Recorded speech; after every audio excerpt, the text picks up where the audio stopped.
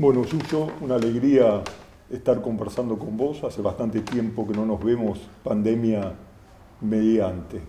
Bueno, nos encontramos sobre todo para pensar los años 60, ¿no? Y sobre todo el grupo que podemos seguir llamándolo otra figuración o nueva figuración, aunque hay que pensar nombres distintos. Pero antes de hablar de los 60, me gustaría que empecemos hablando de la pintura que estás haciendo ahora o de lo que estás escribiendo ahora, que me parece más sustancial que empezar de nuevo hablando de los 60. Me encanta que me preguntes sobre lo que es mi obra actual. Ahora, aparte de que ya te hice el juicio, te digo qué es lo que me interesa de ella. Justamente llegar a una cocción, no un ordenamiento, de los elementos diversos y opuestos que pueden integrar una obra. Y esa cocción lentamente la estoy queriendo llograr. Por otra parte, por ejemplo, en este cuadro es un cuadro, el último cuadro que pinté para la exposición mía del año pasado. Toda esta parte inferior demuestra cómo los opuestos se van integrando entre sí, pero además vuelvo ahí a un planteo que era el planteo inicial de mi búsqueda, que era la visión quebrada. O sea, yo estoy escribiendo ahora un libro que creo que es me lo estoy tomando filosóficamente en serio, la asunción del caos, tema del cual vengo hablando desde el año 65, desde que publiqué este libro en el año 65, que fue el primero que publiqué, pero ahora creo que lo estoy haciendo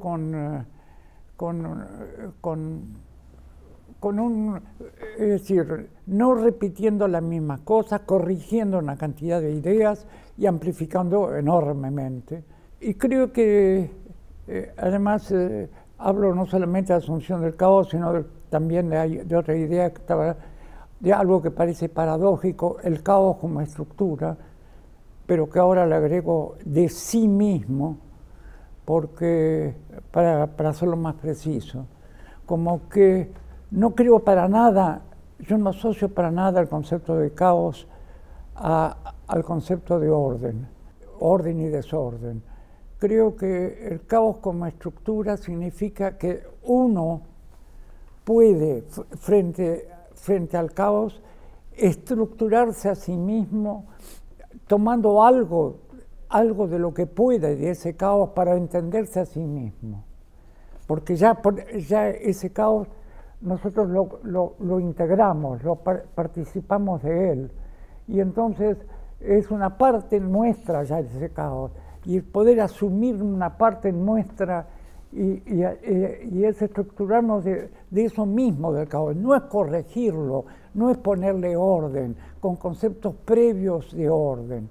Y yo creo que en ese sentido es lo más original de lo que yo estoy pensando respecto al caos. Hay muchos conceptos para retomar, ¿no? El primero, el caos. Uno cuando lee la antiestética hay tal vez dos capítulos que se tornan como más densos y tal vez más actuales. El primero, que parte de unos apuntes previos, que es el artista como mago, ¿no?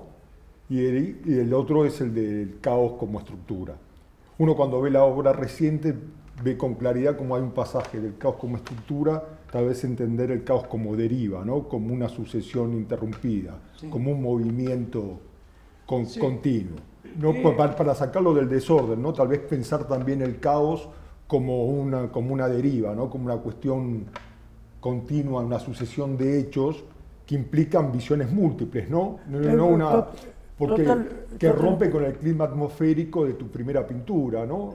Totalmente, y además a lo largo de mi vida lo he tratado de maneras distintas y hasta en algunas obras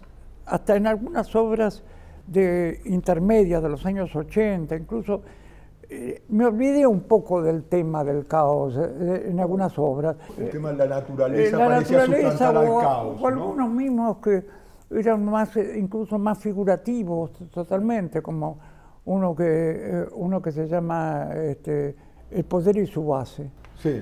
que es un cuadro realmente figurativo.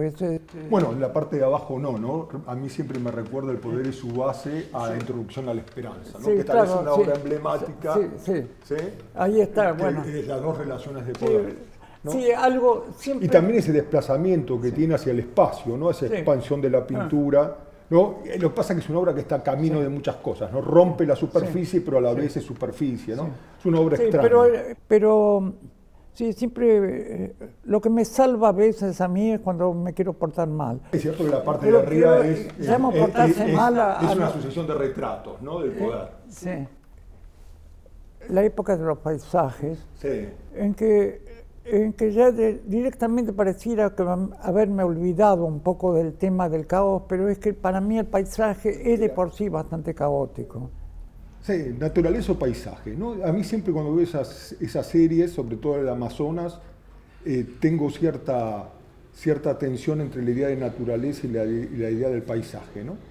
El paisaje entendiéndolo como género pictórico, ¿no? Sí. Creo que hay una idea más parte, si querés, de una naturaleza mítica, no una idea de lo americano como naturaleza mítica, sí. Hasta esas representaciones simbólicas, ¿no? Porque aparece el jaguar, ¿no? Es una obra con una gran carga literaria, ¿no?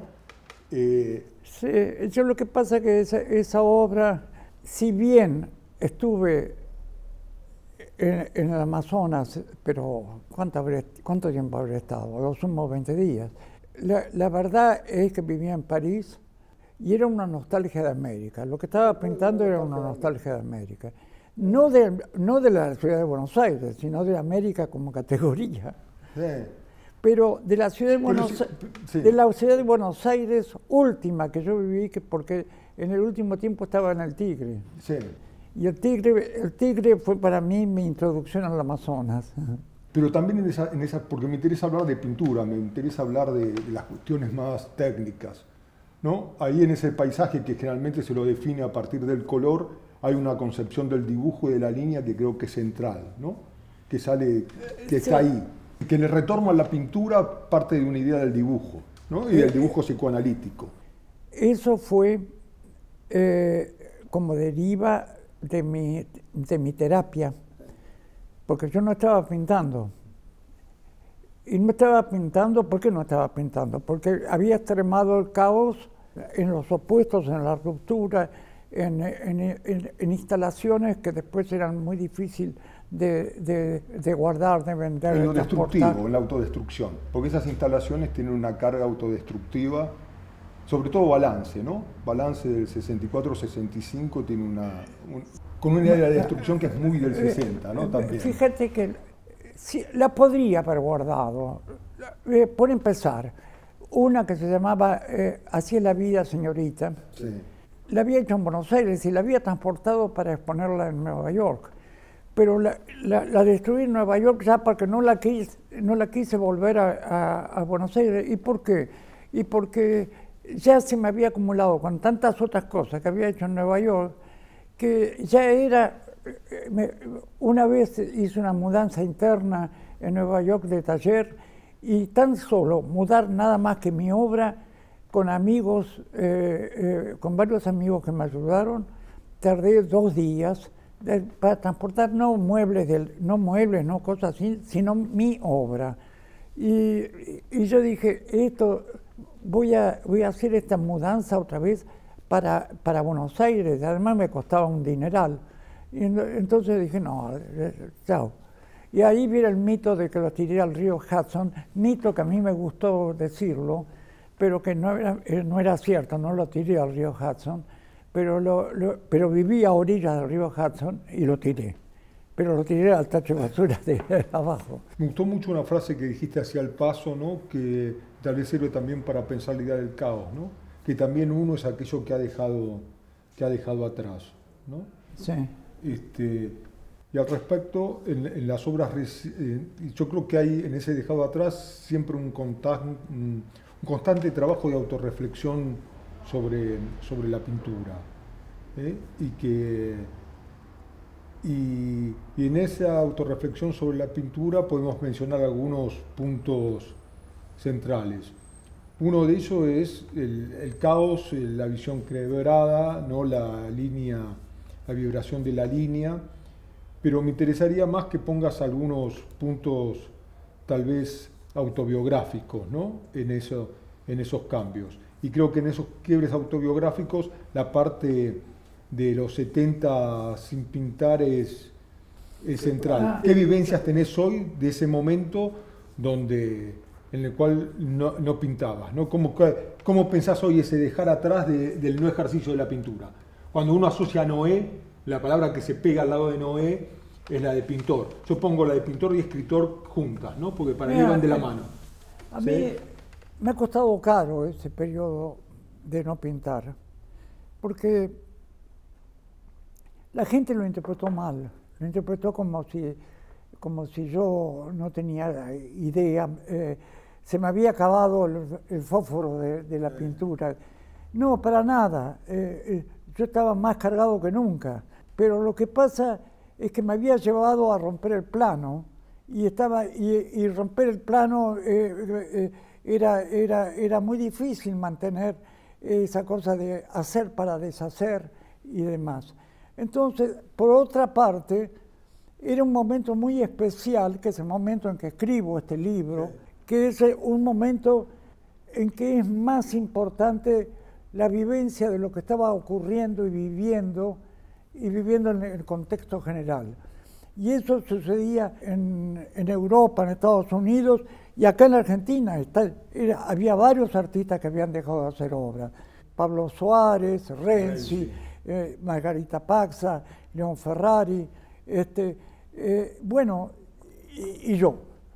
Ese periodo fue un periodo de militancia, pero una militancia ¿desde qué? Al final desde artista. Pero yo creo que es interesante esas protoinstalaciones, ¿no? De los 60, porque es como que cierran una idea del caos que se anuncia en la antiestética. Totalmente. ¿No? O sea, generalmente la antiestética tiene el problema que uno analiza tu obra de los tempranos 60 de la antiestética, y en verdad funciona mucho más con Noé y experiencias colectivas y con las instalaciones que con la obra del 60. Por supuesto, porque lo hizo en la misma época. 62. ¿No? Hay ese desplazamiento del espacio que tiene que ver también con la escritura de la antiestética, ¿no? Que como libro de una estética creativa no es muy ordenado, que digamos, ¿no? Aunque está ordenado en capítulos, los temas son bastante dispersos. No se puede hablar del caos siendo muy ordenado, ¿no? Y yo creo que esa dispersión está en las instalaciones, ¿no? Sí, sí. Pero lo cierto es que si bien el caos, porque a veces cuando hablan del grupo, quieren proyectar todo el concepto de caos que era más bien mío que a los otros. Pero es cierto que tanto de la Vega, bueno, que era mi más próximo, es cierto, tanto de la Vega como Deira consideraron que se sentían reflejados en lo que yo decía. El único que dijo, protestó un poco Machó, pero siempre Machó estaba siempre como a contrapelo nuestro, aun cuando no en la obra, porque no en la obra primera, sino a contrapelo porque a él lo que le interesaba ante todo era el señor Machó. Y nosotros nos interesaba la posibilidad del grupo. ¿Te das cuenta? Bueno, pero el grupo funcionaba también como estéticas individuales, ¿no? Más allá de un programa que parecía como colectivo de esa figuración abstracta. Sí. Hasta a partir que empiezan a firmar con los apellidos, ¿no? Las muestras. Sí, bueno, no con un nombre de grupo. Claro, porque... Yo creo que hay siempre esa tensión, disculpa, yo entre el grupo, el movimiento que quieren hacer y no lo constituyen, ¿no? Con la inclusión de Muñiz y Macarius en la primera exposición, esas invitaciones que no... Ahí sí, ahora volvemos realmente a lo que se hace homenaje. Hagamos un contrahomenaje. No, cuando yo lancé la idea de un movimiento que rescatase la convivencia entre lo figurativo y lo abstracto. Yo no sabía, lo supe después, que ese mismo año, 59, había habido una exposición en Nueva York que era sobre ese tema, pero en el museo, pero no había esta información que hay actualmente instantánea. No, sí, aparte, volviendo a su cuestión de críticas, hay una crítica del 56, cuando analiza una muestra de grabado norteamericano, sí, que vino en el 56, usted ya ahí anuncia que las soluciones estéticas del tiempo nuevo es la relación entre la expresión, sí, figurativa y la abstracción. Sí. Así que es una idea que viene desde mediados de los 50. Sí, pero hizo madurez en el 59. Sí, lo que pasa es que es difícil para alguien hablar de la muestra del 59 porque las obras son... Yo lo veía cuando le hice la crítica a Macho, y eso fue en el 56. Todas son del 56. Sí. ¿Pero quién otro hablaba de eso? No, por eso las críticas... Bueno, yo escribí un artículo sobre eso porque... ¿Pero qué otra persona hablaba de eso? No se hablaba de eso. Se hablaba de la disputa entre abstracción y figuración de la posguerra, todavía continuaba. No, sí, había una... Franz Van Riel me contaba que la disputa era tan grande que se agarraban a trompadas dentro de la galería los abstractos contra los figurativos. Era una rivalidad, pero una rivalidad que era ambos se creían atribuían a la otra parte de reaccionario, porque mezclaban lo político con lo estético. A pesar de que dentro mismo del Partido Comunista estaba, por ejemplo, Raúl Loza, que era totalmente, no digo abstracto porque ellos no querían utilizar la palabra abstracto, pero concreto, pero era no figurativo. Y que continuó en el partido hasta el final, digamos. Sí. Mientras muchos realistas se fueron antes. Sí. Bueno, en fin. Con esa idea hicimos el grupo que ya estaba, bueno, lo incorporamos a Deira, Macho lo incorporó, y ya la idea fue hacer eso. Ahora, le propusimos la idea a Greco, que estaba al lado nuestro, pero él consideraba que era un paso atrás. Curiosamente, enseguida él se largó con los dibujos y demás. Bueno, su intención era un movimiento informalista, fuerte. Yo confieso que Greco gravitó mucho en mí en la manera de pintar, asistir a la pintura y cosas así. Pero yo creo que yo también lo influencié a él en el retorno, en el asumir la parte figurativa que él tenía latente. Después invitamos a él, no quiso. Pensamos por una cosa que hizo como en broma, y yo tengo un cuadro ahí de esa cosa, de nuestra cosa semifigurativa, había hecho Seguí, que acababa de llegar de México, pero él era abstracto. Pero él dijo no, que se sentía más abstracto que figurativo. Sin embargo, enseguida dio la vuelta. Y muchos hablaban absurdamente del grupo de los 4 integrado por los 5 pintores y lo agregaban como quinto Seguí. Sí, pero era gracioso, el grupo de los 4 integrado por los 5. Sí. Y después lo invitamos a Dávila y a Jean-Michel, y ellos, por el contrario, dijeron que no. Eran figurativos. Por sentirse figurativos. Pero todos, al final, al año siguiente ya estaban considerados también como si fuesen neofigurativos. La palabra neofigurativo no la utilizamos nosotros, por empezar, porque nos parecía que si se trata de nueva figuración era Picasso. A nosotros lo que nos interesaba era el conjunto de la experiencia de la libertad abstracta de la materia y demás, con el rescate de la figuración. Por eso yo había propuesto como nombre figuración abstracta, cosa que creo que era el mejor, pero como demasiado paradoja lo rechazaron. Entonces, y solamente 2 personas aceptaron integrarse a esa primera exposición, que al final se llamó, por sugerencia de Machot, Otra Figuración, que venía de Art Autre, que era el nombre que estaba usando Michel Tapié. Sí. Y entonces, pero la única exposición que hicimos con nombre fue esa, en la que estaba además Macarius, pintor abstracto y fotógrafo totalmente figurativo, y que era nuestro fotógrafo, pero que hacía cosas en cintas con dibujos que se incorporaba, cintas fotográficas, que se incorporaba totalmente a nuestra imagen.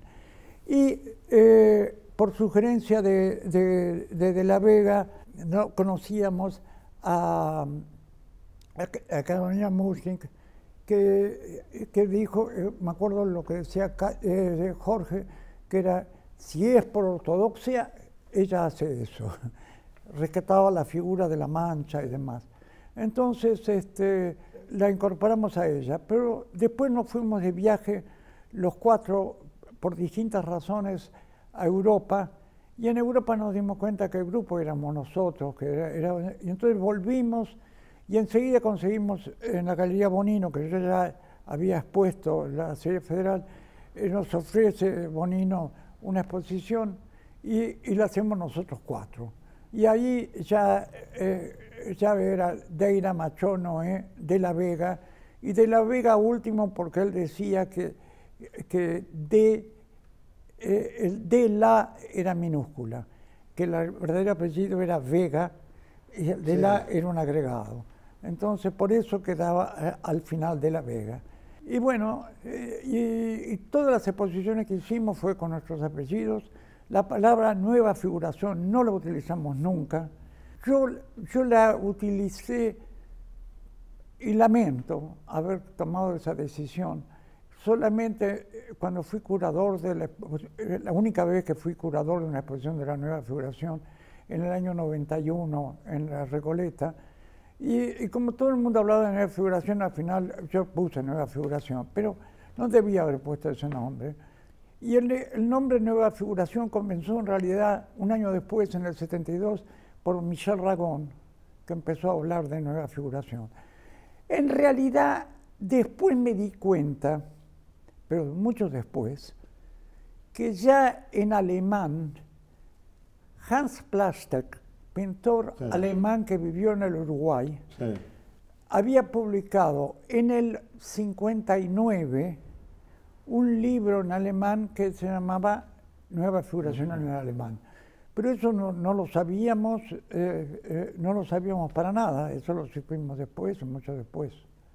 Sí, pero me interesan algunas cuestiones de estéticas individual dentro del grupo, ¿no? Porque todos tienen procedencias distintas y... Pero en un momento, hubo algo común, hubo algo común, hasta pero el 63, evidentemente... ¿no? Fundamentalmente. Es que las procedencias distintas eran procedencias como personas. Sí. Es decir, Machot venía... Es decir, teníamos algo en común. Sí. Ninguno había hecho la Escuela de Bellas Artes. Por suerte para todos nosotros. Sí. Creo que eso es muy importante, porque si hubiéramos hecho la Escuela de Bellas Artes, creo que no hubiéramos podido tomar la conciencia de lo que teníamos. Ninguno la hizo. Machot venía de la formación del diseño gráfico. Deira era abogado y había estudiado con Presas y con Torres Agüero. Yo 1 año y medio con Horacio Butler, pero había estudiado Derecho y había abandonado Derecho y estaba haciendo periodismo. De la Vega Arquitectura. De la Vega, que había hecho casi toda la Facultad de Arquitectura, pero le faltaban materias. Yo siempre creí que le faltaba una materia, pero en la biografía que escribió Mercedes Casanegra, parece ser que ella se dio cuenta que le faltaba bastante más de una. Yo lo que recuerdo que Jorge me decía que le faltaba legales, nada más. pero ella, Igual él había estudiado en la ella descubrió que... Estímulo, ¿no? Casi toda su formación de la Vega como pintor viene de la sociedad Estímulo, ¿no? De esa cosa formal de los años 40. Él era, ya te digo, yo lo conocí a él cuando tenía 18 años haciendo el ingreso a la facultad con mi hermana, y estudiando, y él, yo lo admiraba porque era un jovencito de 18 años y ya había expuesto a la manera de Modigliani. Sí, en los años 40. Porque el padre de Jorge era un pintor aficionado. Y entonces un poco lo había contagiado y había visto. Y Modigliani era su modelo. Y luego en la facultad,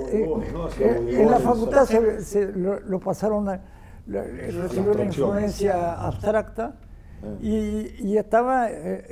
Pero me acuerdo en mi primera exposición, cuando él dijo que le gustaba mi exposición, dijo, yo me gustaría hablar con vos porque yo ya estoy cansado de la geometría, me dijo. Pero hablemos de las primeras obras entonces, las primeras obras tuyas, sobre todo las exposiciones del 59 que no se conservan, ¿no? Y la del 60. Yo creo que, la muestra yo no del sé 60 qué pasó que no, vendí algunas, pero no sé, la exposición del 59 un poco desapareció, lo poco que se conserva, o no se conserva lleno o no es muy interesante. Sin embargo, había tenido eco, pero lo que sí sé es que en el 60 hice 2 exposiciones y la segunda en Banriel fue muy grande y había cuadros, muchos de ellos han desaparecido. Después puedo hablar de los cuadros, de por qué desaparecían los cuadros, pero había cuadros muy grandes y realmente algunos muy buenos. Es decir, hasta que reconozco que eran buenos porque los he tenido hasta hace poco tiempo. Bueno, por ejemplo, Júpiter Tonante, La Idiota. O La Idiota. El retrato de Rosas, ¿no? Sí, ese, pero el primero, sí. Las Tentaciones de San Antonio. Las Tentaciones de San Antonio, que yo no sé dónde diablos, creo que es uno de los que desapareció. Mira, los cuadros desaparecieron en gran parte. Todavía conservaba algunos mis viajes. Mis viajes fueron fatales. Y entonces, en uno de ellos, a una persona, que no quiero nombrar, que conocen todo el mundo, se hizo cargo de que cuando venía el 9 de julio, iba a rescatar los cuadros del taller de Eira, donde al final, cuando yo estaba en París... Ahí era en Carlos Pellegrini. No, el primer taller nuestro fue el de Independencia. El segundo en Carlos Pellegrini, pero ese sacamos nuestras obras cuando vino la 9 de julio. Pero Deira se mudó a la continuación de la 9 de julio, pero cuando baja. Sí.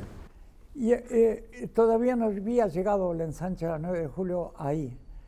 Y cuando estábamos en París, en un viaje, él se entera de eso y me dice, mira, van a voltear ahora, pero quédate tranquilo, yo ya retiré mi obra, pero fulano de tal se va a encargar de los cuadros. Pero fulano de tal, no doy el nombre, se había ido de viaje, porque le gustaba navegar.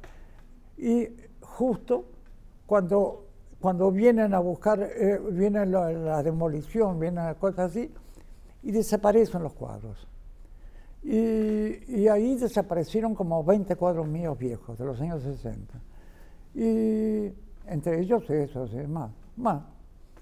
En fin, por eso me quedan de los cuadros 60, de los 60, que hay mucha gente que se fijó en los 60, tiene cuadros de los 60, y yo a mucha gente cuando ya me llama y me pregunta eso, le cuelgo el teléfono directamente. Le cuelgo porque estoy harto de que... De los 60. Porque la gente pregunta 60 sin saber ni siquiera qué está preguntando. Han oído, no es de los 60, no es de los 60. Y eso me tiene harto. Bueno, hay un hartazgo de los sí, 60, claro, ¿no? Sí. ¿sabes? Te hacen ¿Qué 60? te hacen ¿no? convertir en enemigo de vos mismo. Yo al muchachito de los años 60 ya le digo, dejate de joder.